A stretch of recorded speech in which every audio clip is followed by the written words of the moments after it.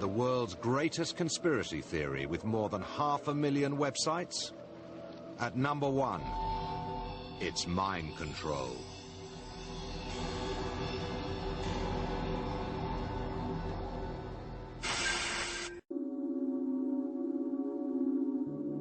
We know there are official papers on various other experiments back in the Cold War conducted by the CIA when they used drugs and all kinds of stuff on people looking for truth serums, things that would bend people's consciousness. They gave people LSD, they gave people all kinds of strange things. So the notion that the CIA would investigate ways of bending your brain wasn't startling. As long ago as the 60s, a scientist named Delgado was able to stop a charging bull in its tracks using a radio-controlled implant in its brain. Anybody can look this up anywhere. I'm not making this up. I found that you don't have to make anything up. Reality is so stunningly bizarre. The American government has experimented on its own people on a number of occasions. If the mind control conspiracy theory doesn't make you paranoid, nothing will. If there's nothing in all this, why did I get a series of anonymous telephone calls at around 4 in the morning, one of which said I should leave the country or be killed because I knew too much? Are they schizophrenic? Are they mentally ill? Are they a little bit too impressionable? Have they seen too many episodes of The X-Files? All of the above. There is a history of, conspiracy, real conspiracy involving the CIA and mind control. That's how bad it's got. We've lost faith in government agencies to such an extent that we now think they're capable of anything, no matter how horrendous. Let's face it, we know enough about governments and their secret servants to know that if they could do this, they would do this. If they could find a way of making us all believing what they say, damn right they're going to pursue it. How do we stop the world of conspiracy from spiraling into madness? I don't find anything impossible. Once you find things impossible, you're editing possibility. I look at information, and if it's compelling, I go with it. If it's not, I don't. It might seem laughably unlikely if it weren't for the fact that mind control technology exists and has been used for years. It's not a theory. It is fact. It went into overdrive after the Korean War, when POWs were returned who had been tortured by the Chinese.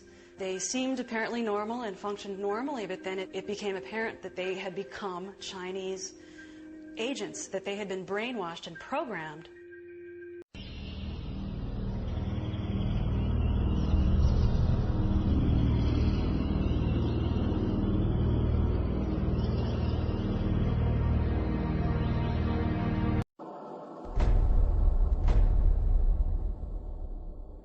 In covertly recorded off-air transmissions from the Bush-Clinton presidential election campaign in the 1990s, we can see that Bill Clinton was nothing more than a puppet to the puppet masters which placed him in the White House. Bill Clinton's demeanor seems to be similar to a person who is under a hypnotic trance. Where From the point of view I had, they certainly were friends, and they didn't recognize any party lines between them. That's something for the, a smoke and mirrors illusion for the public. It's not something they adhere to because they had exactly the same agenda, and that was for bringing in this new world order. From 1945 and the end of the war through 1989 and the end of the Cold War, we had a worldview. Republican and Democratic presidents alike, from Harry Truman to George Bush, stood for freedom and stood for certain propositions that would make America strong and healthy and grow the middle class and shrink poverty and stand against communism. And after 1989, President Bush said, and it's a phrase that I often use myself, that we needed a new world order. So I wanted to finish the thought here. It's the one break we have to hit live. Been around the world, but it's hard to believe we're being watched in 151 countries. Crazy. Ted Turner changed the world. big fan of yours. He would serve you justice. You know what I mean? He's right. He's ready. What you got left in life again? After you're elected, think about it. No dope. That's for sure. Great guy to work for, too.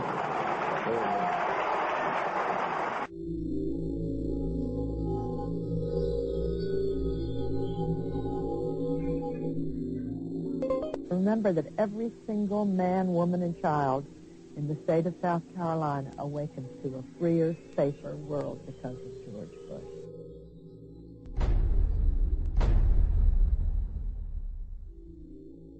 Cole, I would remind you and the people of Florence that all of us awaken every single day to a freer, safer world because of George Bush.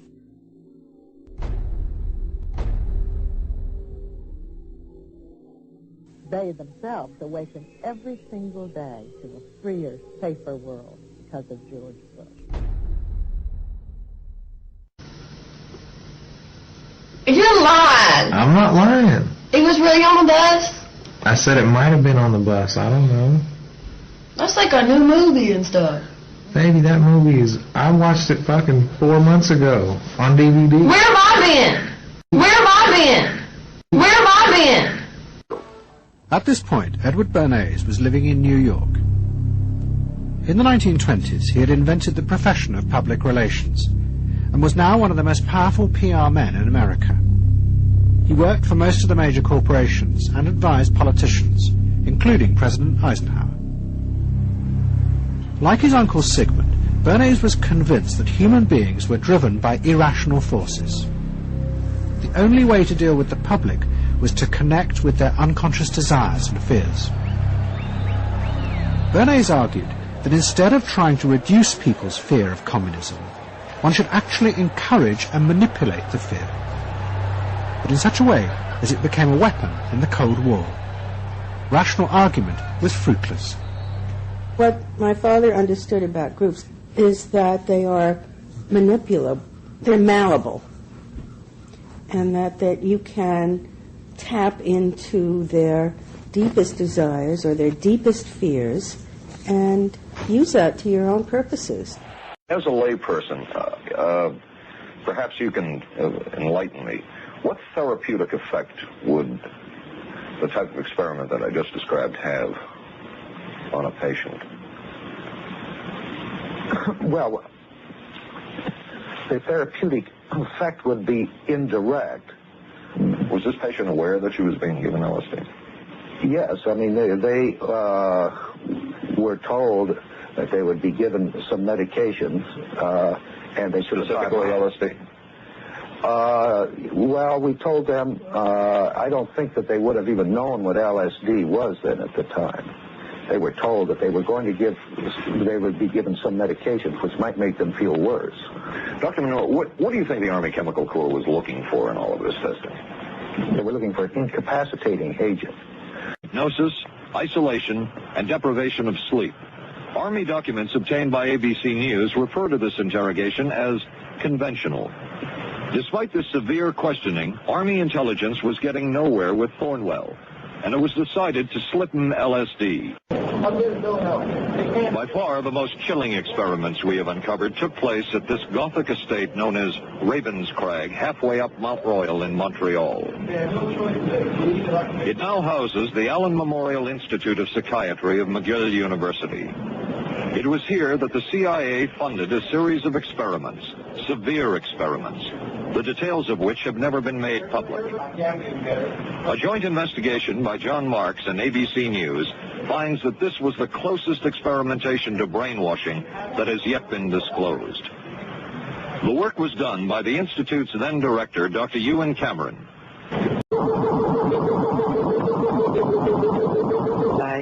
I had several sensations. I was a squirrel in a cage. I was Alice who'd taken the wrong pill and suddenly grown very small, and I couldn't get off the bed, and what was I going to do? How was I going to get the pill that would make me larger again?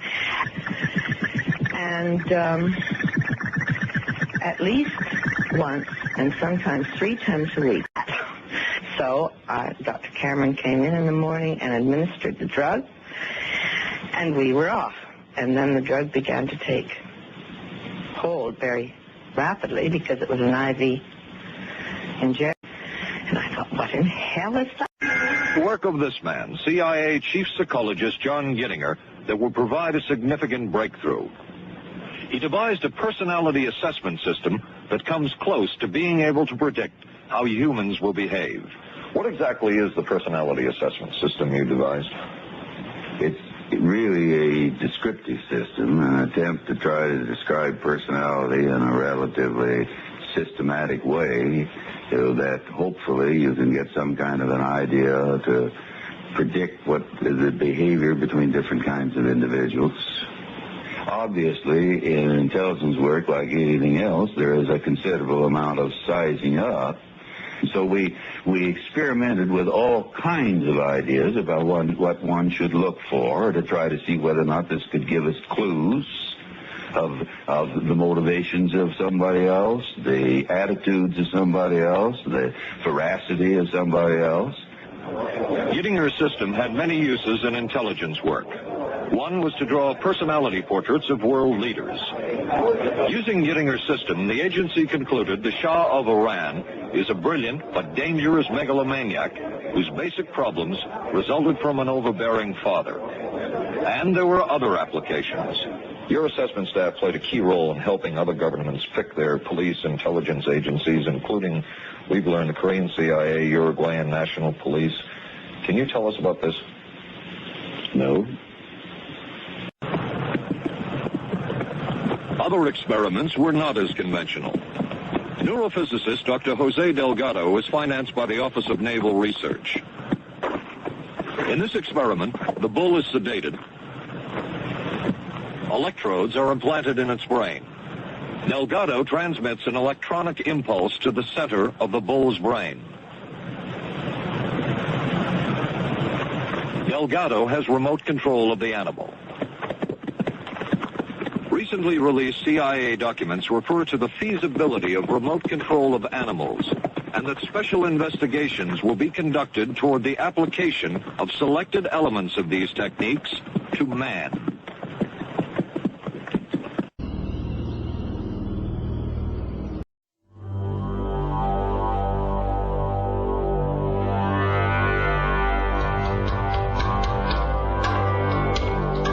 First they came for the Muslims, and I didn't speak up because I wasn't a Muslim. Then they came for immigrants, detaining them indefinitely, solely upon the certification of the Attorney General, and I didn't speak up because I wasn't an immigrant. Then they came to enter homes and offices for unannounced sneak and peek searches, and I didn't speak up because I had nothing to hide. Then they came to arrest American citizens and hold them indefinitely without any charges and without access to lawyers.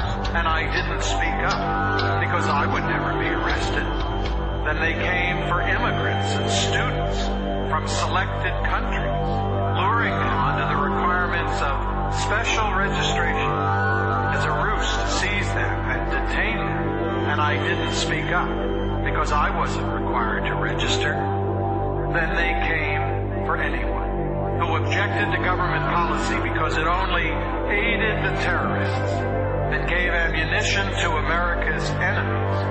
And I didn't speak up because I didn't speak up. And then they came for me, and by that time, no one was left to speak up. So now that you've seen where bananas come from before they reach your table, our journey to Banana Land is ended. We hope you enjoyed the trip. We know you like bananas.